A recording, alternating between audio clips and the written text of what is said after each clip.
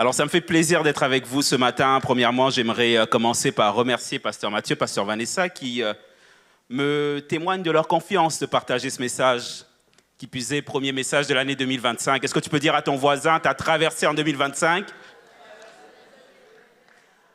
Alors, service de 11 heures, vous êtes très bruyant. Alors, je m'attends à ce que moi, je vous ai toujours dit quand je prêche, regardez-moi comme une orange. Plus que vous pressez, plus que vous avez du jus. Alors, si vous voulez du jus, j'ai besoin d'encouragement, j'ai besoin d'être pressé. Amen? Ok, ça va. Je ne sais pas encore commencer. Seigneur Jésus, je te remets ce service, Seigneur. Je ne veux être que le canal que tu utilises pour partager ce que tu veux que ton peuple puisse entendre ce matin. Seigneur, je te demande que ton peuple puisse recevoir, Seigneur, ta parole, Seigneur, de la façon dont toi tu l'as prévu, Père éternel, Seigneur. À toi revient la gloire, l'honneur. Au nom de Jésus, Amen. 2025. Est-ce que vous vous rendez compte que ça fait 5 ans qu'on a passé la pandémie? Est-ce que vous vous rendez compte que ça fait 5 ans qu'on allait acheter du pain en étant habillés comme des astronautes? Quand on passait dans des allées et puis il y avait quelqu'un qui toussait, on quittait presque le magasin tellement on avait peur. Ou quand c'était à votre tour de tousser et puis que vous étiez sur la file d'attente et que vous réalisez « je risque de perdre ma place ». Et puis là, vous vous reteniez, et puis quand vous arriviez dans la voiture, vous lâchez tout. En tout cas, on remercie le Seigneur d'être arrivé à ce point, et vous savez, il faut qu'on soit constamment reconnaissant. Right? On a eu un excellent temps le 31 décembre, je ne sais pas qui était là avec nous le mardi soir. Yes, on a eu un excellent moment, et vraiment, ça nous réjouit d'avoir célébré avec la famille. On a beaucoup mangé, on a pris la soupe Djoumou, yes, le premier, pour mon frère haïtien. Haïtienne, yes. Alors, tellement mangé au point que notre balance bébé ne marche plus. Je ne sais pas pourquoi.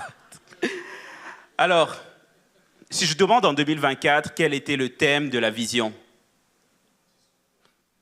disposer au processus de Dieu, n'est-ce pas? La semaine prochaine, Pasteur Mathieu va nous emmener pour le thème de la vision 2025. Et si je vous demandais, est-ce que vous avez été disposé au processus de Dieu en 2025? 3 types de réponses. Oui, non, peut-être.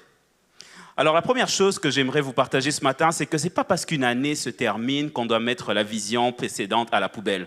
Vous imaginez un peu, on fait le décompte, le 31, 5, 4, 3, 2, 1, bonne année 2025, on n'est plus disposé au processus de Dieu. Non, ce n'est pas comme ça que ça marche. Ou quand on avait dit, me voici, envoie-moi, on fait le décompte et puis l'année passe. Ok Seigneur, là c'est fini, je ne m'utilise plus. Non, ce n'est pas comme ça que ça marche. La nouvelle vision nous emmène juste à passer à l'étape supérieure tout en utilisant les acquis qu'on a obtenus à travers la vision précédente, n'est-ce pas? Alors, quand on parle de processus, qui est l'un des mots-clés, on voit le mot séquence, on voit le mot quelque chose en marche, on voit un mouvement continu, n'est-ce pas? Quand vous pensez au processus de fabrication de maisons, processus de fabrication de voitures, on voit qu'il y a quelque chose de continu. Alors ce matin, Dieu m'a donné un message pour nous encourager à avoir des actions qui illustrent un mouvement continu et surtout qui s'alignent avec le plan de Dieu. Parce qu'on peut avoir des actions qui nous emmènent sur un mouvement continu, mais ce n'est même pas aligné avec le plan de Dieu. Alors que notre vie doit toujours être dirigée avec des actions qui sont agréables à Dieu, n'est-ce pas? Alors le verset clé ce matin se trouve dans 1 Thessaloniciens 4.1, si on est prêt à la régie. Alors ça nous dit « Au reste, frères, puisque vous avez appris de nous comment vous devez vous conduire et plaire à Dieu, et que c'est là ce que vous faites, nous vous prions et nous vous conjurons au nom du Seigneur Jésus de marcher à cet égard de progrès en progrès. » Alors, on va décortiquer ce verset ensemble. Il y a 3 parties clés que j'aimerais qu'on puisse regarder. La première chose, c'est de marcher. Marcher, mouvement, n'est-ce pas? La deuxième chose, c'est de progrès en progrès. Ça veut dire quoi? Ça veut dire, est-ce que je marche comme ça? Progrès, je marche en avant.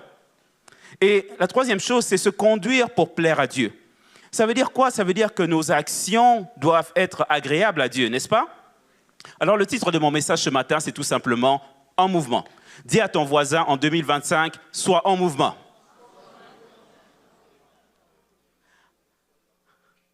Alors, qu'est-ce que ça veut dire concrètement en mouvement? En mouvement, ça veut dire que mes actions doivent démontrer une intention de progresser par rapport à mon état précédent, tout en étant aligné à la volonté de Dieu, n'est-ce pas? C'est ça qu'on a vu dans le verset. Chaque action que je fais doit démontrer une intention de progresser par rapport à mon état précédent, mais en étant toujours agréable à Dieu. Vous me suivez? Amen. Alors, si je vous demande en 2024, quel est le souvenir que l'année 2024 vous laisse? Je vais peut-être avoir 3 types de réponses. Certaines vont dire, ouf, un goût amer. Ils ont peut-être connu une déception, une certaine régression. Il y a certains qui vont peut-être dire, bof, indifférence, statu quo, stagnation. Et puis il y a d'autres qui vont dire, un gros enthousiasme 2024. Si ça dépendait d'eux, on pourrait rallonger 6 mois de plus à l'année 2024. Okay? Et ici, on parle vraiment de l'état général que l'année 2024 vous laisse. Il se peut que vous ayez connu des hauts et des bas en 2024. Vous avez connu peut-être des périodes de percée, mais vous avez aussi connu une grosse perte. Mais quel est le sentiment que l'année 2024 vous laisse? Et j'aimerais te dire ce matin que peu importe la situation, goût amer, statu quo, progression, le but est de t'exhorter à être en mouvement. À travers les prochaines minutes, c'est vraiment ça. On va regarder chacune des situations et à chaque fois que je prépare un message, je dis « Seigneur, aide-moi à avoir un message qui va parler à plus que 2 personnes dans la salle. » Et j'espère que ça va être le cas ce matin. Et à chaque fois, je reçois mon inspiration pour les messages, moi, quand je suis sous la douche. Et je disais au premier service que plus que la douche est chaude, plus que je reçois l'inspiration. Donc, pour notre facture du mois prochain, bébé, vous allez prier pour nous. Alors, on va commencer avec ceux qui ont connu une année 2024 qui leur laisse le goût amer. Alors, ça veut dire quoi? Ça veut dire que vous avez peut-être connu un événement imprévu qui a été défavorable. Vous avez peut-être connu la perte d'un proche. Vous avez peut-être connu une perte d'emploi. Et ça vous a laissé au tapis, immobilisé, comme le boxeur sur l'image. Et vous ne bougez plus parce que vous êtes déboussolé. Ou peut-être, ça vous laisse un goût amer parce qu'en 2024, vous vous êtes dit, je commence l'année avec beaucoup de peps, avec beaucoup d'attentes, je suis disposé au processus de Dieu parce que je sais que cette année va être mon année et que je vais obtenir cet emploi et que je vais obtenir cet enfant et que je vais obtenir, que je vais rencontrer mon âme sœur. Et puis, on a terminé l'année, rien ne s'est passé. Et là, tu te retrouves dans une situation où tu as tellement essayé. Tu as essayé et tu es juste quoi? Fatigué. Un peu comme sur la deuxième image. Tu as creusé, tu as creusé. À un moment donné, tu es juste fatigué. Et tu as juste accepté ton sort et puis tu as juste accepté de subir la vie. Vous comprenez jusqu'à date? Donc, mon but n'est pas nécessairement de demander, lever les mains. Non. Vous-même, vous connaissez l'année que vous avez connue. Peut-être que ce n'est pas toute votre vie. Peut-être que c'est un aspect en particulier sur lequel vous sentez comme ça, immobilisé. Alors, on va regarder ce que la parole nous dit à cet effet. On va aller dans Luc 5 au verset 1 à 5. Donc ça, c'est l'histoire de la pêche miraculeuse que beaucoup d'entre vous connaissent.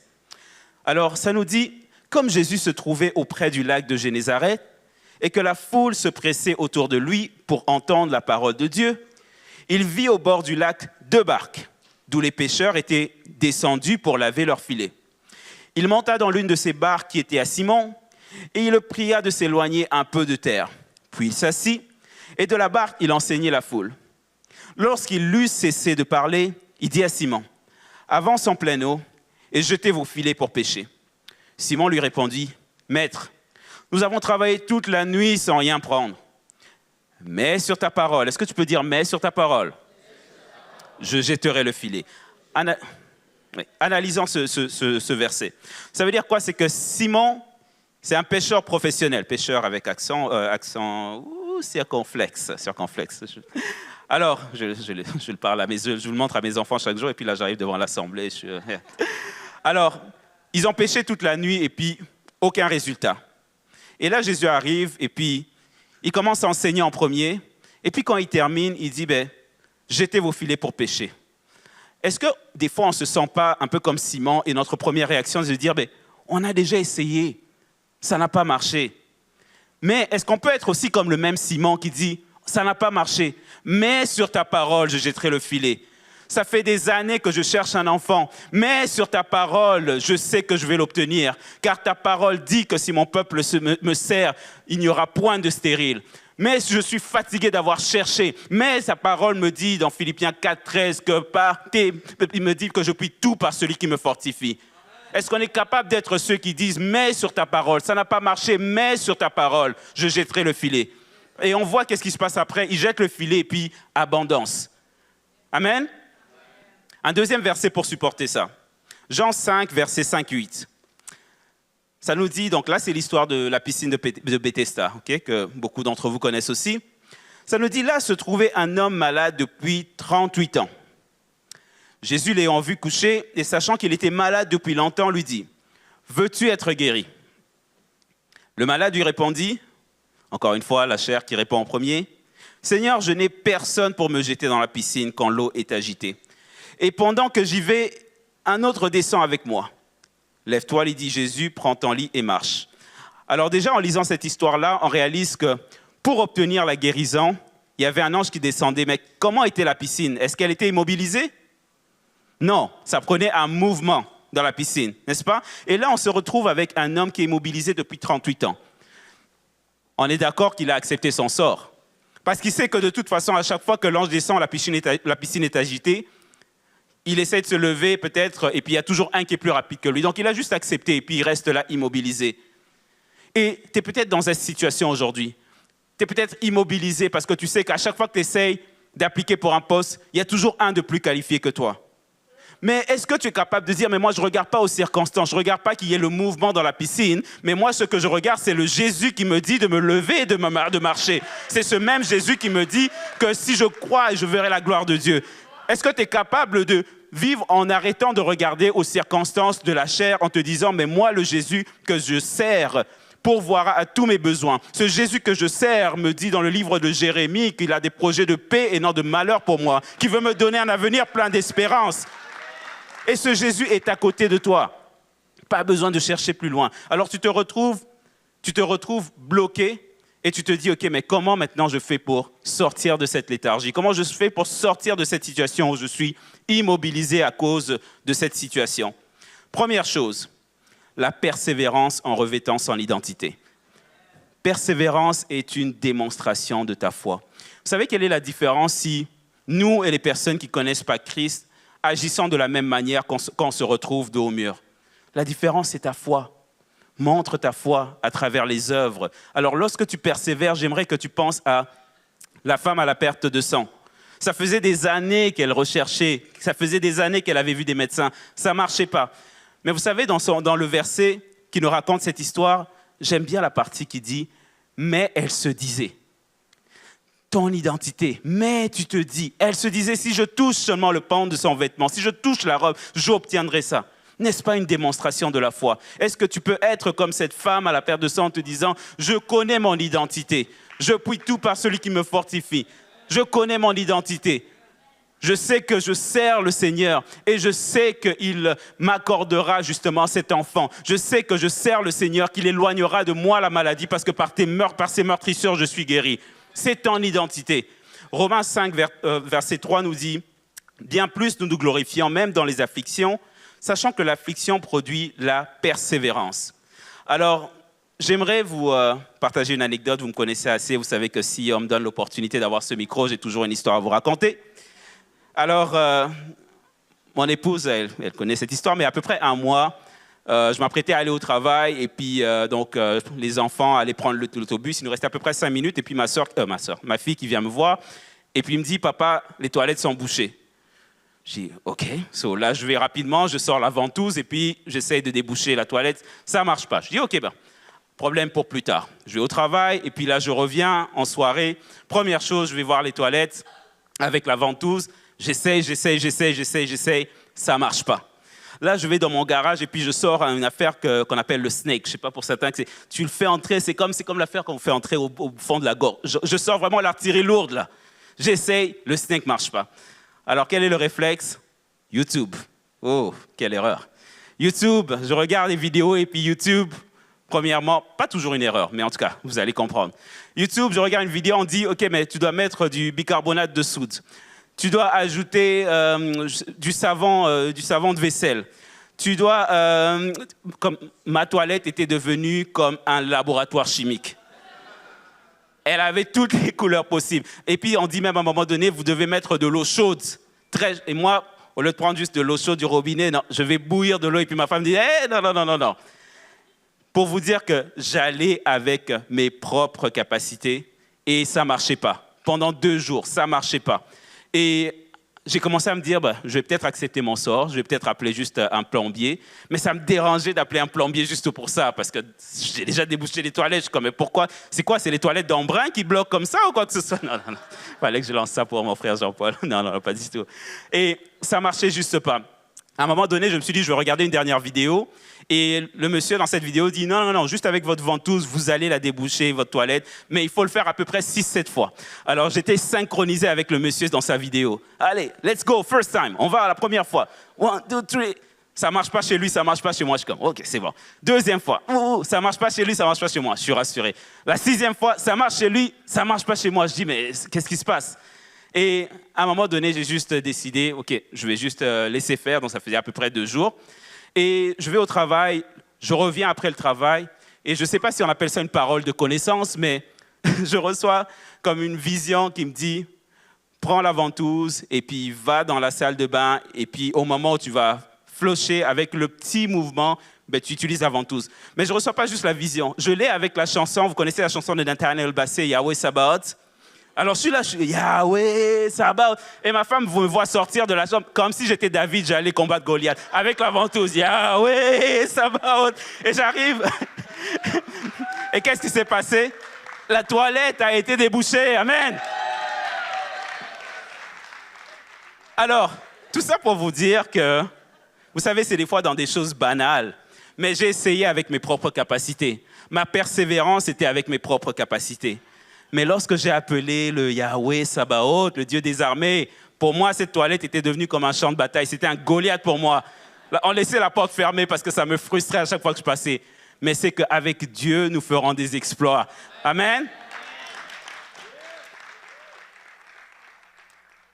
Et vous savez, il y a quelques jours, dans les réseaux sociaux, j'ai lu je ne sais pas si c'est une citation, mais en tout cas, Pasteur Léane partageait quelque chose que j'ai trouvé pertinent à vous partager aussi ce matin.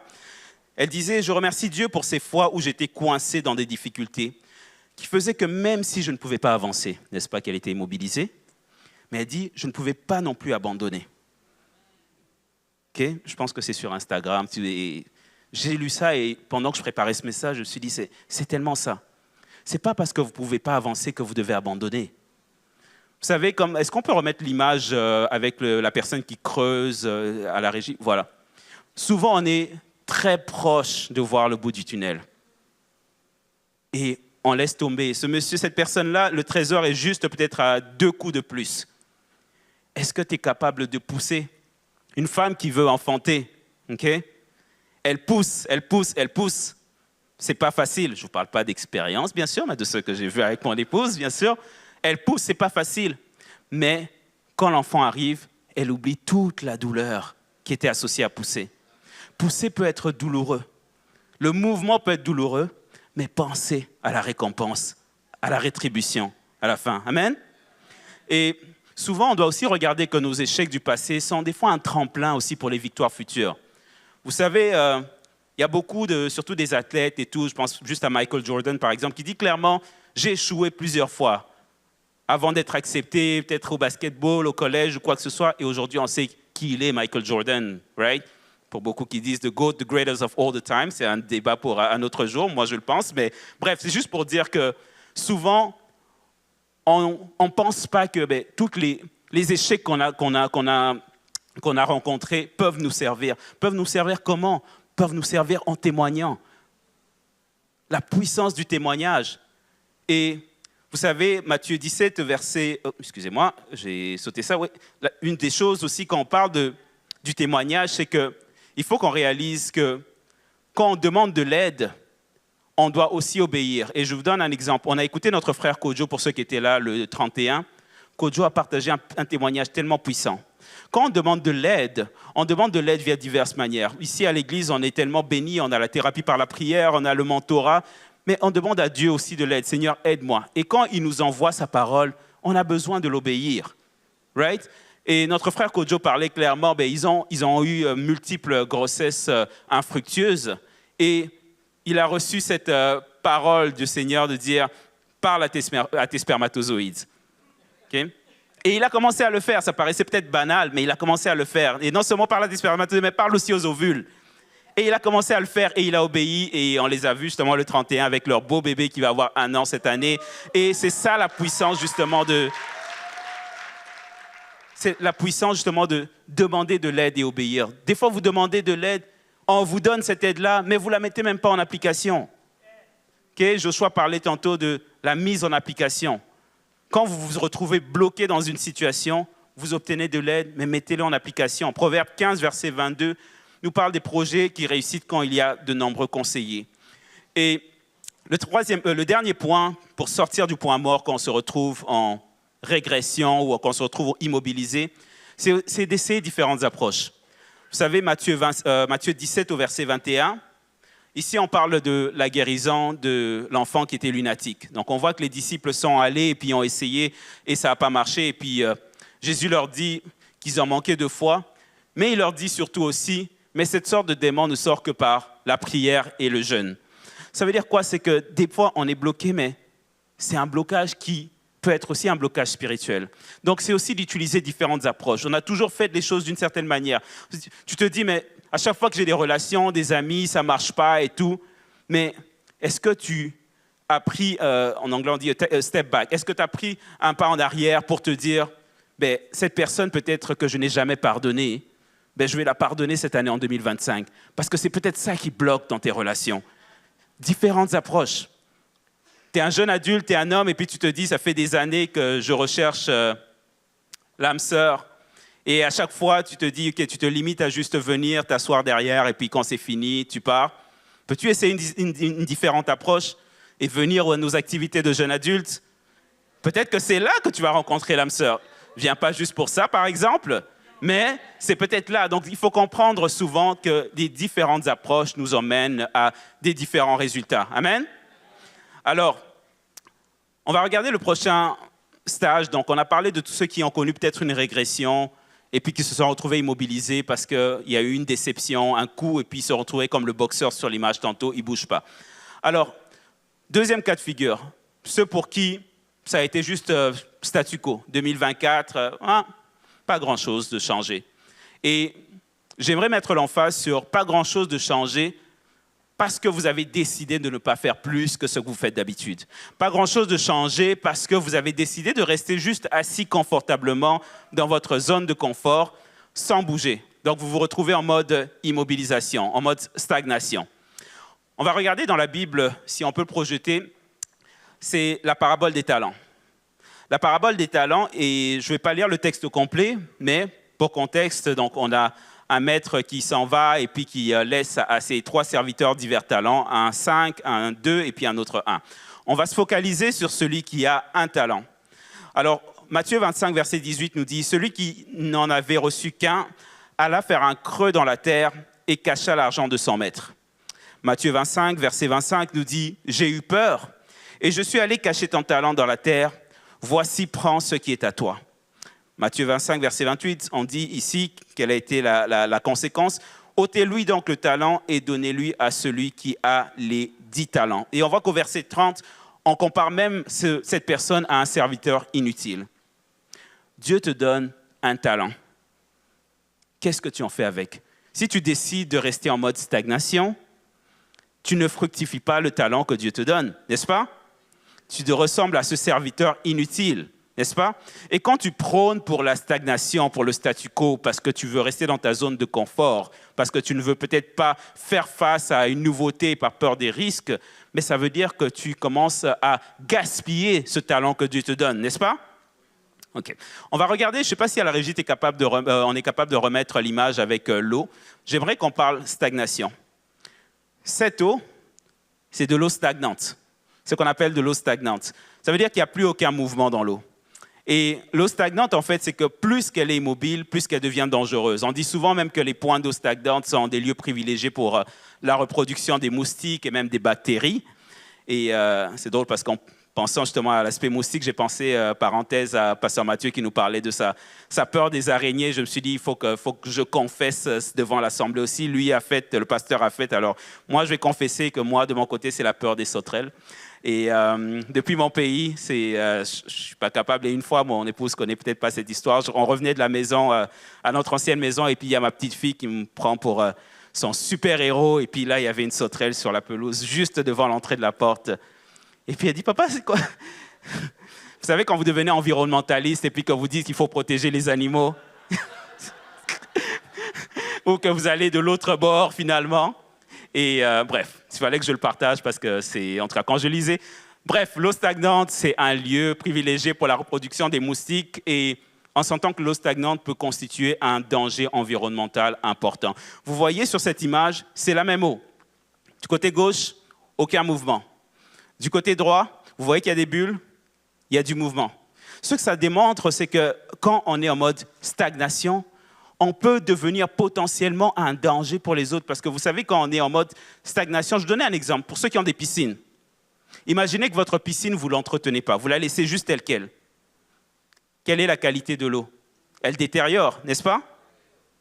Le corps humain, on dit souvent, on a besoin d'être en mouvement, right? Même pour ceux qui travaillent longtemps assis sur une chaise, on dit non, il faut être constamment en mouvement. Parce que quand vous êtes en mouvement, ça facilite même au niveau on parle de cardio, on parle de toute la circulation sanguine. On a besoin constamment d'être en mouvement, n'est-ce pas? Alors, j'aimerais qu'on puisse comprendre qu'un chrétien qui est en stagnation, c'est un chrétien qui ne peut pas utiliser l'influence que Dieu lui donne pour influencer dans le monde, n'est-ce pas? En fait, c'est un chrétien qui s'expose même potentiellement à une régression parce que c'est un chrétien qui devient un peu, on va dire, tiède. Donc, vous imaginez s'il se retrouve face à un environnement nocif, c'est un chrétien qui peut tomber dans la régression parce que le tiède n'influence pas les autres, n'est-ce pas? Si je prends un verre d'eau très chaude et un verre d'eau tiède à quantité égale, je mélange. Mon eau résultante, à quelle température? Est-ce qu'elle est tiède ou elle est chaude? Elle est chaude. Je voyais ceux qui disaient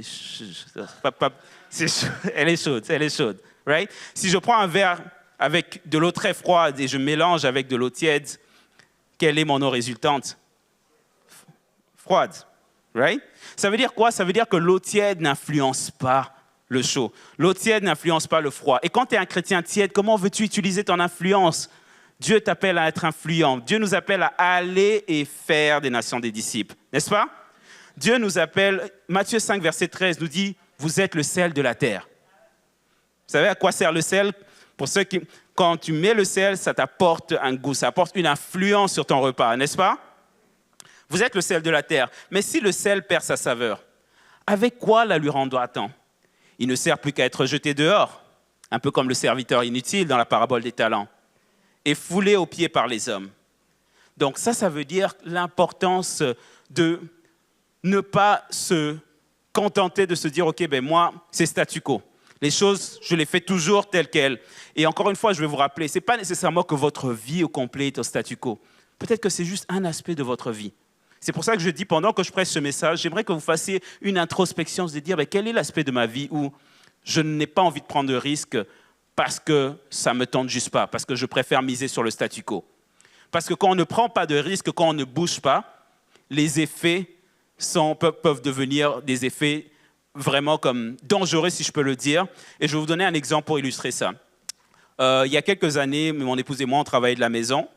Et on a décidé qu'un de nos véhicules, on allait juste le laisser stationner parce qu'on voulait sauver sur l'essence. Et l'essence était super chère à cette époque-là. En tout cas, c'est encore cher maintenant, mais c'était pire il y a comme 2 ans à peu près. On était pratiquement à $2 le litre. Et on s'est dit, on va laisser parquer le véhicule. On travaille de la maison de toute façon. On va la prendre peut-être une fois ou 2 semaines et tout. Et on l'a fait pratiquement pendant 2 ans. Et un jour, pendant que je m'apprêtais à prendre le véhicule, vous savez, quand vous démarrez la voiture et puis que les lumières qui s'allument, il y a autant de lumière allumée sur votre tableau de bord que sur un avion, ça veut dire que c'est mauvais signe. Et je démarre la voiture et ça fait un de ces bruits bizarres. Et c'était tellement bizarre que j'avais même honte parce que je me disais, mais attends, si les voisins entendent d'où ça sort ou quoi que ce soit, je vais essayer de passer en catimini ou quoi que ce soit. Et vous savez, je roulais la voiture et puis ça fait un bruit vraiment bizarre. Et en arrivant chez le garagiste, il m'explique que mes 4 freins avaient rouillé, donc on parle de disque, plaquette avaient rouillé. Mes bearings étaient finis et il y avait même quelque chose avec le muffler. Et je me suis retrouvé avec une facture beaucoup plus salée que ce que je pensais sauver en la laissant parquer. Vous imaginez? Vous savez, je ne sais pas si ça vous arrive, mais moi, quand je vais au garagiste, je dis au garagiste, OK, inspecte ma voiture. En tout cas, je le fais confiance. Je dis, inspecte ma voiture et puis tu m'appelles pour me dire c'est quoi le diagnostic. Il m'appelle la première fois, il m'explique que c'est les freins. Je dis, OK, on va prendre les freins. Après, il m'appelle 30 minutes après, il me dit, ah, tes bearings. Je dis, OK, ça commence à être salé. Il m'appelle la troisième fois, il me parle du muffler. Il m'appelle la quatrième fois, je n'ai pas répondu parce que là, à chaque fois qu'il m'appelait, c'était pour une mauvaise nouvelle. Mais en fait, il voulait m'appeler pour me dire que la voiture était prête. Et je n'ai même pas répondu tellement. Vous savez, quand vous vous dites presque, OK, mais on va juste laisser la voiture parce que ça fait tellement mal. Mais tout ça pour vous dire pourquoi que je suis arrivé à ce point-là. J'ai laissé la voiture en mode stagnation. Ce matin, es-tu en mode stagnation quelque part? Si oui, je te demande de faire une introspection. Parce que les dommages de rester en mode stagnation sont beaucoup plus grands qu'on le pense, surtout en tant que chrétien. Amen? Alors, j'ai besoin que tu m'encourages. Il est 12h27, encourage-moi ce matin, presse l'orange. Yes. All right. Alors, comment sortir du mode stagnation? Première chose, c'est il faut apprendre à se régénérer. Vous savez, des fois, on est immobilisé, mais c'est juste parce qu'on se dit, OK, ben, on vit avec. Mais je vais vous donner un exemple. Vous savez, en tant que couple, des fois, on est mariés depuis plusieurs années, et puis la relation tombe un peu dans un genre de statu quo.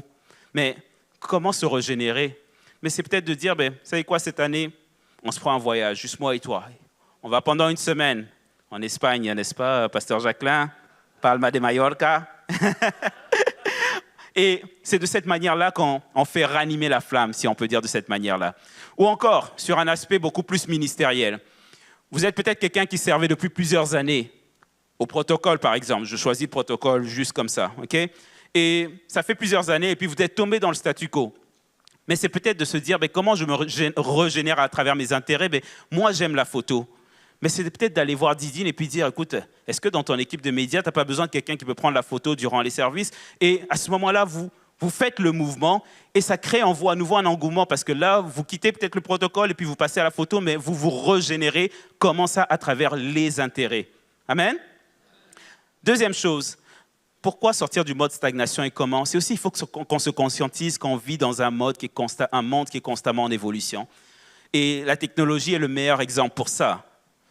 Vous imaginez un peu ceux qui, quand les téléphones cellulaires sont sortis, ont dit, moi, j'aurai jamais de téléphone cellulaire. Ils sont où aujourd'hui? Ils sont les premiers à être devant l'Apple Store, à chercher l'iPhone 16.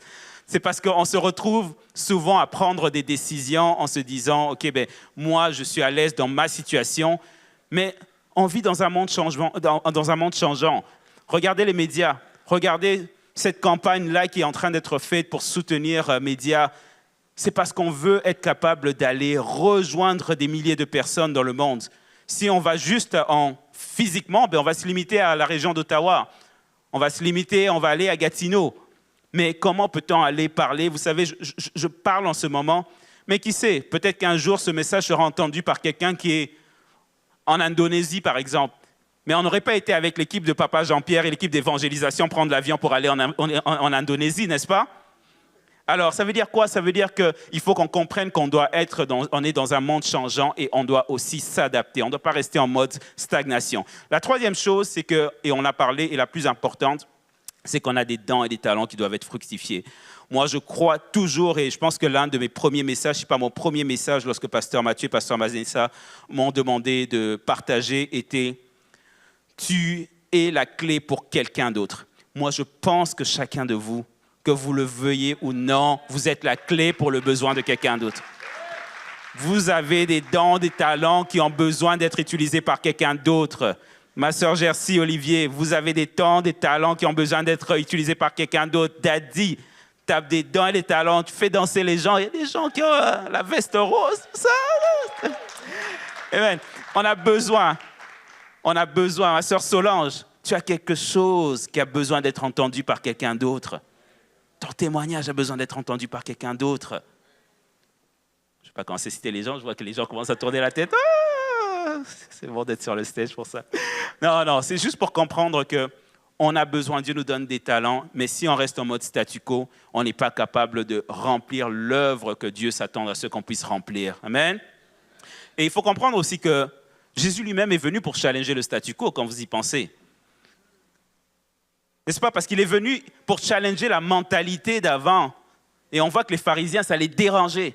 Lui, Jésus arrive et puis commence à guérir les gens le jour du sabbat, commence à marcher avec les gens de mauvaise vie. N'est-ce pas qu'il est venu briser le statu quo? Mais pourquoi il est venu briser le statu quo? Mais c'est justement pour nous emmener sur une nouvelle dimension où on serait connecté directement au Père via lui, n'est-ce pas? Mais ça prenait qu'il puisse briser le statu quo pour nous faire passer à la prochaine dimension. Alors si ce matin, je suis en train de te dire que tu dois briser le statu quo parce que c'est elle qui te permettra de passer à la prochaine dimension. Amen? Alors j'espère que ça parle à quelqu'un ce matin. Et on va regarder le dernier état, qui est ceux qui ont connu une progression. Pour eux, comme j'ai dit, si ça dépendait d'eux, l'année 2024 aurait été rallongée de 6 mois de plus, tellement que ça a été une année de réjouissance. Et vous allez vous dire, mais Charles, ok, mec, on a connu une progression, mais quel est le rapport à rester immobilisé, justement? Vous avez connu une progression, vous avez peut-être obtenu ce que vous recherchiez depuis plusieurs années. Et là, vous vous dites, j'ai eu ce que je recherchais, fini. Tu as peut-être eu ce travail que tu recherchais depuis plusieurs années. Et tu te dis, là c'est bon, je me reste immobilisé, j'ai eu ce que je voulais. Tu as peut-être eu ta résidence permanente en 2024 et tu te dis, c'est fini, je reste immobilisé. Mais comme j'ai dit, est-ce qu'il y a quelqu'un qui est en recherche de résidence permanente en ce moment, peut-être dans la salle, qui peut bénéficier de ton mouvement en partageant ton témoignage? N'est-ce pas? Alors ça veut dire quoi? C'est que quand on a connu une progression, des fois, il va arriver, et je m'inclus aussi dans ça, qu'on se dise, OK, on y est maintenant, et puis on s'assoit, et puis on relaxe. Un autre cas de figure, ça peut être aussi que vous avez atteint un certain niveau de succès en 2024. Vos entreprises fleurissent, même au niveau de votre ministère, tout va bien, et puis là, vous commencez à prendre les choses pour acquis. Vous vous dites, j'y suis arrivé. Vous voyez l'image derrière, ou de votre côté? Vous connaissez cette histoire? Ça, c'est l'une des fable de La Fontaine que j'apprécie le plus. Et j'ai vu apparemment qu'il y a une vraie vidéo vraiment du lièvre. Je ne sais pas si certains l'ont vu, vraiment avec le lièvre qui agit de la même manière que la tortue. En tout cas, c'est une autre histoire. Mais c'est que le lièvre, dans cette histoire, il a pris beaucoup d'avance par rapport à la tortue. Et qu'est-ce qu'il a fait? Il s'est endormi. Papa Jean-Pierre, toi, tu connais cette histoire. Il s'est endormi. Pourquoi? Parce qu'il a pris les choses pour acquis, n'est-ce pas? Est-ce que vous avez atteint un niveau de succès dans un domaine en particulier, peut-être dans vos entreprises, et là, vous avez commencé à prendre les choses pour acquis? Et qu'est-ce qui est arrivé au lièvre? La tortue l'a dépassé. Et le lièvre était comment? Il était immobilisé. Est-ce qu'il était encore en mouvement? La tortue, est-ce qu'elle était en mouvement? Qu'est-ce que ça veut dire par là? Peu importe la rapidité de ton mouvement, tu vas y arriver. Et il faut que tu comprennes que ce n'est pas nécessairement de quelle manière que tu cours vite. Sois juste en mouvement ce matin. Dis à ton voisin, sois juste en mouvement ce matin.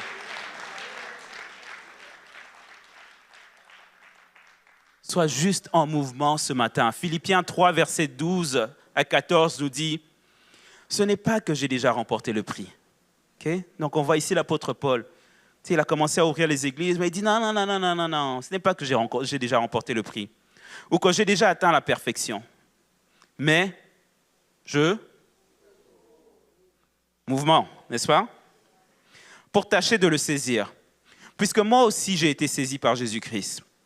Verset 13, frère, je ne pense pas l'avoir saisi, mais je fais une chose. Oubliant ce qui est en arrière et me portant vers ce qui est où? Vers le but pour remporter le prix de la vocation céleste de Dieu en Jésus-Christ. 3 points relativement à ce verset-là. Oubliant ce qui est en arrière. Dans le contexte de la progression, qu'est-ce que ça veut dire? Excusez-moi. Ça veut dire que mes victoires passées, oui, c'est beau, on célèbre, mais ce n'est pas une fin en soi. Me portant sur ce qui est en avant, ça veut dire que je continue de progrès en progrès, comme notre verset clé. Je continue mon mouvement vers l'avant. Et je cours. Ça démontre notre effort. Il y a une part de notre effort. Les choses ne tombent pas juste du ciel comme ça. On doit constamment démontrer un certain comportement intentionnel. Et je cours, c'est exactement notre effort. Alors, 3 conseils pour demeurer en mode progression. Et vous savez, pendant que je préparais ce message, je me suis dit, mais dans quel stade se situe notre Église, à votre avis? Moi, je pense qu'on est au stade de la progression. N'est-ce pas? On a tellement vu une année 2024, le Seigneur nous a tellement bénis, mais ce n'est pas pour autant qu'on se dit, oh, ok, là maintenant on est passé à 2 services et puis tout est beau. Non, on doit continuer le mouvement. Première chose, être humble et reconnaissant. L'humilité précède la gloire, right? Jacques 4, verset 10 nous dit « Humiliez-vous devant le Seigneur et il vous élèvera ». Il faut qu'on puisse comprendre que le succès n'est pas une fin en soi, mais c'est juste une plateforme pour servir. Il faut reconnaître que le succès vient ultimement de Dieu. Restez toujours humble, reconnaissant. Mon âme bénit l'Éternel et n'oublie aucun de ses bienfaits. Se rappeler d'où vous étiez il y a quelques années et que Dieu vous a emmené là, prenez pas les choses pour acquis. Prenons pas les choses pour acquis, je me prêche à moi-même. Ce n'est pas parce que je suis là sur cette plateforme que je me dis « Oh, ok, non, je ne prends pas les choses pour acquis. » Je remercie les pasteurs pour cette confiance qu'ils me témoignent, de cet honneur de partager ce message-là. Mais je ne prends pas les choses pour acquis. Je suis reconnaissant. Deuxième chose, gardez les yeux fixés sur Dieu. Gardez les yeux fixés sur Dieu parce que ça vous permet d'obtenir cette direction pour la vision. Et c'est ça qui va se passer le dimanche prochain. On va obtenir la vision 2025 qui va nous montrer comment passer à la prochaine étape. J'ai commencé mon message en expliquant comment. Ça ne veut pas dire que vu que l'année 2024 s'est terminée, qu'on jette les acquis. Non, on utilise les acquis, c'est comme notre bagage. Et puis on va vers la prochaine étape, n'est-ce pas? Alors, Proverbe 29, verset 18, là j'ai utilisé la version dans la Bible en français courant, nous dit « Lorsqu'il n'y a plus de vision d'avenir, un peuple vit dans le désordre. » Désordre, régression, n'est-ce pas? Ça veut dire quoi? Ça veut dire qu'on doit constamment garder les yeux fixés sur Dieu. Troisième et dernière chose, être discipliné. Quand on connaît le succès, être discipliné. Le plus bel exemple de ça, c'est quand, pour ceux qui vont au gym, vous avez passé pendant plusieurs semaines, plusieurs mois à travailler dur, et puis là, vous avez finalement les plaquettes de chocolat, six-pack. Je ne parle pas de moi, mais certains qui ont les six-pack, on remercie le Seigneur. Et qu'est-ce qui arrive? C'est que vous vous retrouvez, c'est un acquis.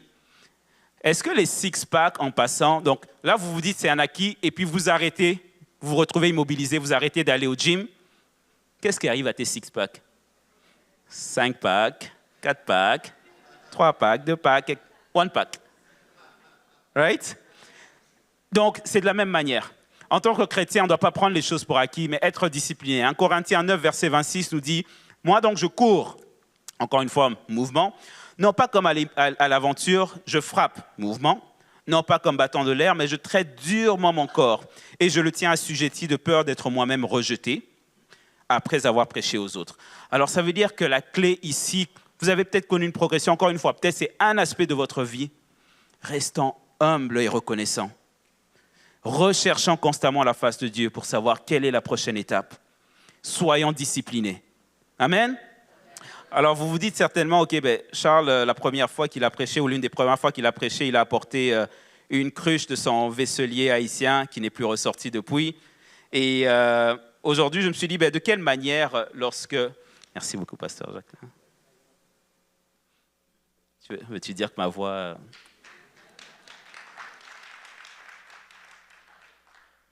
Merci. Alors, avant de terminer ce message...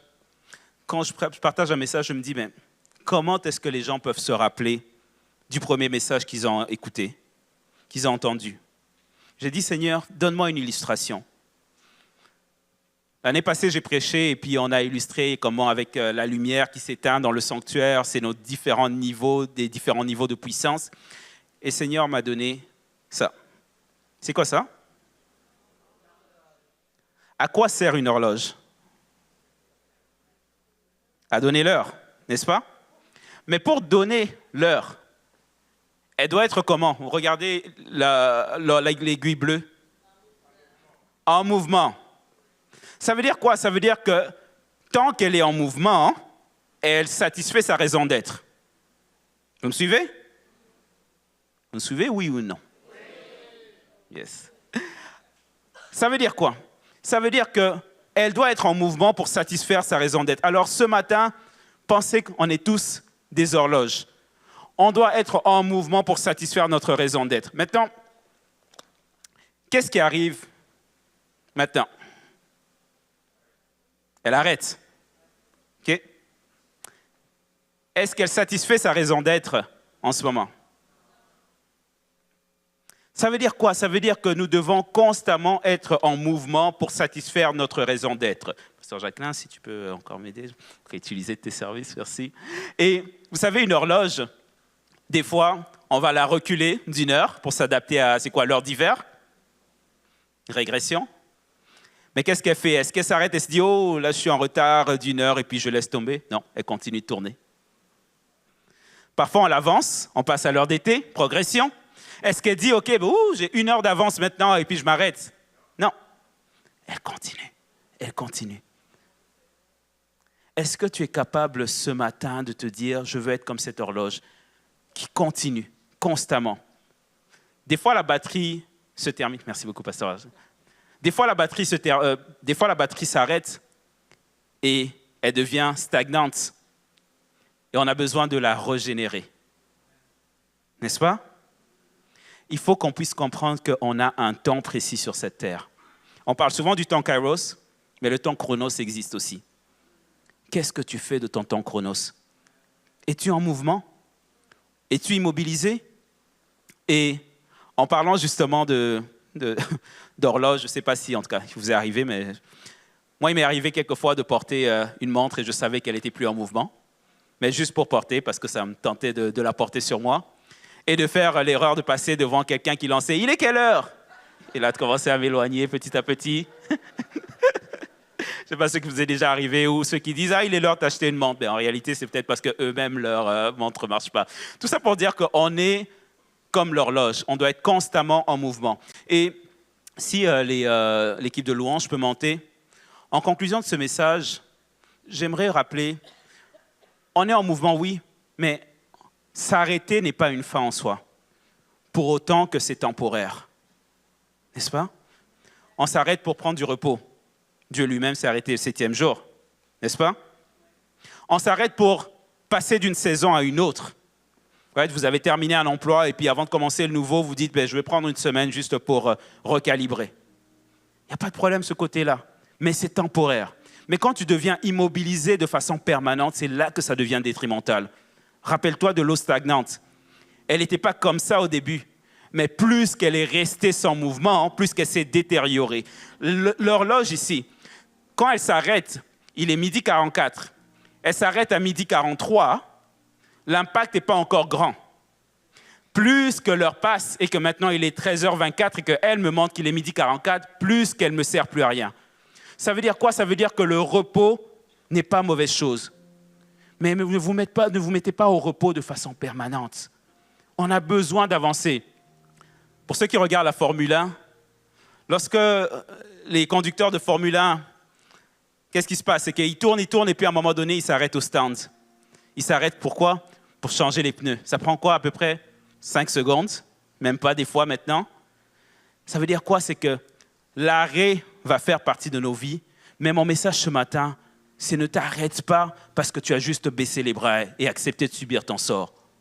Sois comme cette femme à la perte de sang, qui connaissait son identité, qui disait, si je peux seulement toucher le bord de son vêtement, je vais obtenir ma guérison.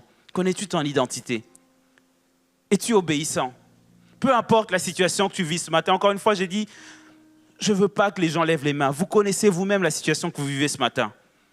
Et pour commencer 2025, Dieu m'a mis à cœur, sois en mouvement, fais quelque chose, demande de l'aide. Arrête de souffrir tout seul. On est une famille ici. On est une famille.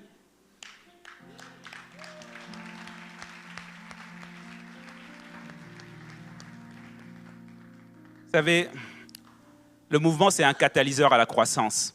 Right? Ça veut dire quoi? C'est que quand on est en mouvement, ultimement, ça crée de la croissance. Donc, si vous voulez croître, ça veut dire que vous devez être en mouvement. Comme on a dit, Jésus nous appelle à aller et faire des nations des disciples. Ça veut dire aller et faire. Ça veut dire que ça prend un mouvement, n'est-ce pas? Alors, je vous mets au défi cette année 2025. Choisissez vous-même, si vous le faites à chaque semaine, À chaque mois, créez-vous, je ne sais pas si c'est un vision board, mais créez-vous quelque chose qui va vous aider à vous demander, suis-je encore en mouvement? Faites une introspection, suis-je encore en mouvement? Et si je suis en mouvement, encore plus important, est-ce que mon mouvement est aligné à la volonté de Dieu? Rappelez-vous, tout ce message, oui, on est en mouvement, mais toujours aligné avec des actions qui sont agréables à Dieu. Et si j'ai arrêté mon mouvement, quelle est la raison? Peut-être que c'est juste un repos, ou bien j'ai arrêté parce que j'ai juste baissé les bras, ou j'ai arrêté parce que je ne veux pas sortir de ma zone de confort, stagnation, ou j'ai arrêté parce que je prends les choses pour acquis suite à une progression. Mettez-le là où vous voulez. Mais c'est de cette manière-là qu'on va être constamment à mesurer est-ce qu'on est en train d'avancer. Alors pour conclure ce message, j'aimerais qu'on se lève ensemble. On va déclarer quelque chose ensemble.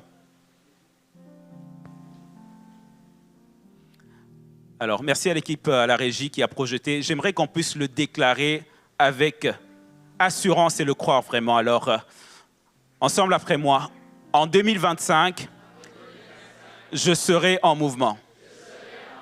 En 2025, mes actions démontreront une réelle intention de progresser par rapport à mon état précédent,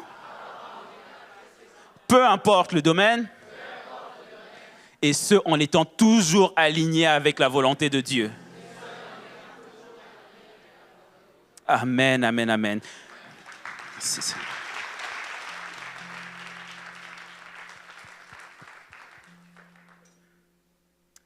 Seigneur Dieu Tout-Puissant, je te remercie, Seigneur, pour ma famille, mes frères, mes sœurs, qui servent, qui te servent. Seigneur, je viens prier, Seigneur, ce matin, ce midi, que toute personne qui s'est retrouvée en situation de blocage, peu importe la circonstance, pour toute personne qui s'est retrouvée fatiguée en 2024, après avoir tant essayé, Seigneur, qu'il puisse se lever, et qu'il puisse dire comme Simon, mets sur ta parole, je jetterai le filet. Mets sur ta parole, je retournerai en mouvement. Je prie qu'en 2025, que tous ceux qui avaient pris un repos qui était devenu permanent parce qu'ils ne voulaient plus aller à la prochaine étape, Seigneur, que tu les réveilles, Seigneur, que tu puisses les conscientiser, que nous sommes tous ici sur cette terre avec un but particulier, et que l'on puisse passer en mouvement pour être capable d'aller et faire des nations des disciples. Je prie pour celui qui avait peut-être pris les choses pour acquis. Je prie, Seigneur, pour l'humilité, la reconnaissance, pour l'obéissance et surtout par-dessus tout, que nous puissions toujours garder nos yeux fixés sur toi.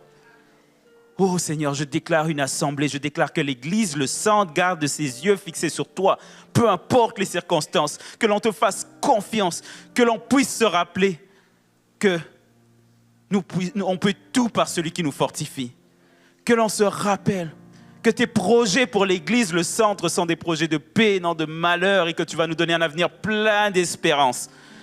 Que l'Église de Centre ne puisse s'inquiéter de rien, mais en toute chose, qu'ils puissent faire connaître leurs besoins par des prières, des supplications avec une attitude d'action de grâce. Et toi, ton shalom, ta paix, remplira nos cœurs. Oh, Rakababasata. Ma prière ce matin est pour une Église qui va être en mouvement. Peu importe que ce soit à la vitesse de la tortue, mais on est en mouvement en 2025. Alléluia, alléluia. Merci Seigneur de m'avoir utilisé comme ce canal pour partager ce que tu avais pour ton peuple, Seigneur. Je ne prends pas les choses pour acquis. Seigneur, aide-moi, Seigneur, à continuer à marcher selon ta volonté. Aide chacun de mes frères et sœurs à continuer à marcher selon ta volonté. Et nous avons l'assurance, car la Bible dit que nous sommes des co-héritiers, que nous allons marcher de gloire en gloire, de victoire en victoire en 2025. Amen.